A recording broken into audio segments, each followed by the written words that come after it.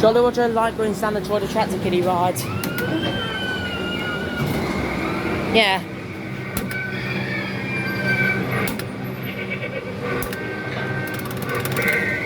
Yeah, they moved it near the lock flume, made by Jolly Roger in 2004 under their licence. Yeah. It's been high over there for next. This Roy's face.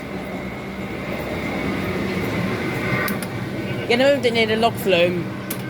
If you're wondering. Yeah, the light still, the light flashes. Yeah, they fixed the star button, by the way.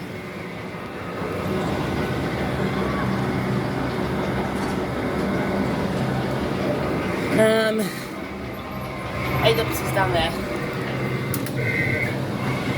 The approach one doesn't flash.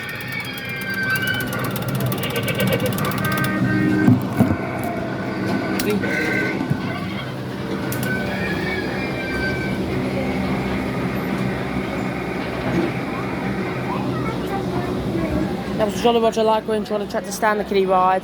Started at Paultons part of Home of Peppa Pig World.